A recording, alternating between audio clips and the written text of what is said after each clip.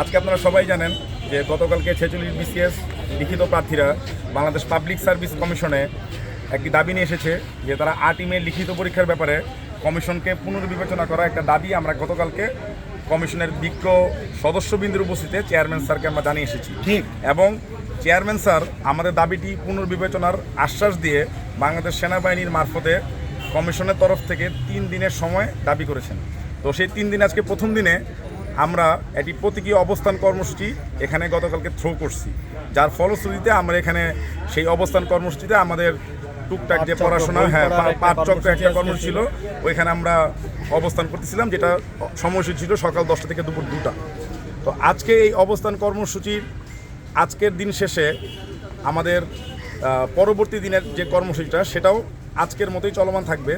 এর মধ্যে কিছু উদ্ভূত পরিস্থিতি তৈরি হয়েছে, যে ব্যাপারে আমাদের এই মুভমেন্টের মুখপাত্র আমাদের সবার পরিচিত মুখ মঈন আপনাদের সাথে কিছু কথা বলবো। জি, আমরা আসলে শ্যাম ভাই যে বিষয়টা বললেন যে আমাদের শান্তিপূর্ণ অবস্থান আজকে চলছে এবং বিষয়টা একেবারেই শিথিল পর্যায়ে। আমরা আজকে তেমন লোক সমাগম করিনি, আপনারা জানেন।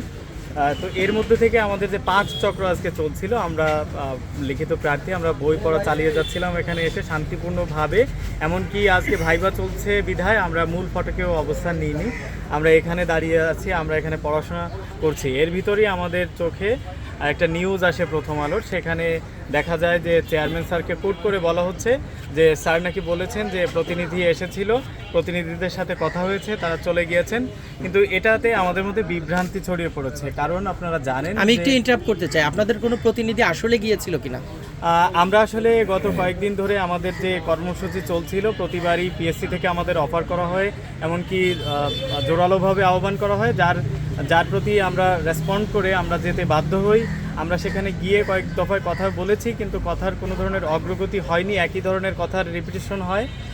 তো গতকালও আমাদের প্রতিনিধি গিয়েছিল, প্রাথমিকভাবে আমরা যেতে চাইনি, তবে সেনাবাহিনীর অনুরোধে আমরা সেখানে যাই। তারা আমাদের আশ্বস্ত করেছিলেন যে আলোচনা ফলপ্রসূ হবে। তো আলোচনা ফলপ্রসূ না হওয়াতে আমরা বের হয়ে আসলে পরে সেখানে আমরা অনশন কর্মসূচি পিএসসির ভিতরে ঘোষণা করি।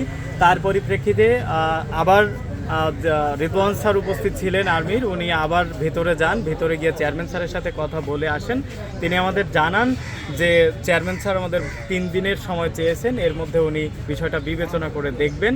তখন আমরা ওনাকে জিজ্ঞেস করি যে স্যার, এটার কি কোনো ফর্মাল ভিত্তি থাকবে? কারণ পিএসসি যদি এইভাবে দাবি করে যে আপনি বলছেন, সেটা তো কোনো সাইটে নাই অথবা স্যার নিজে বলেননি।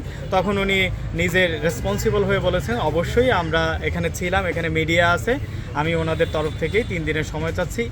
এবং উনি এটাও নিশ্চিত করেছেন যে এখানে শুধু 3 ওয়ার্কিং ডেজ মিন করে না, এখানে 3 ডেজ মিন করে, যার মাধ্যমে উনি বোঝালেন যে শুক্রবারেই আপনাদের এই ঘোষণাটি আসবে। আমরা সেই হিসাবে আমাদের কর্মসূচি একেবারে, আমাদের যে শান্তিপূর্ণ অবস্থান কর্মসূচি ছিল আপনারা জানেন, সেটাকে একেবারে শিথিল করে আজকে শুধু 5 চক্র ঘোষণা দিয়ে আমরা এখানে মুষ্টিমেয় ভাইরা উপস্থিত হয়েছি। কিন্তু এর মাঝে যে প্রথম আলোর সংবাদটি, এটা আমাদের মধ্যে বিভ্রান্তি ছড়িয়ে দিয়েছে এবং আমরা আসলে বিক্ষুব্ধ। আমাদের যে সকল প্রার্থীরা আছেন তারা দূর থেকে এটা নিয়ে অনেক বড় সংখ্যায় পড়ে গিয়েছেন, তারা দ্বিধান্বিত হয়ে গিয়েছেন এবং আসলে পিএসসির ওপর আস্থাহীন হয়ে পড়ছেন। ধন্যবাদ।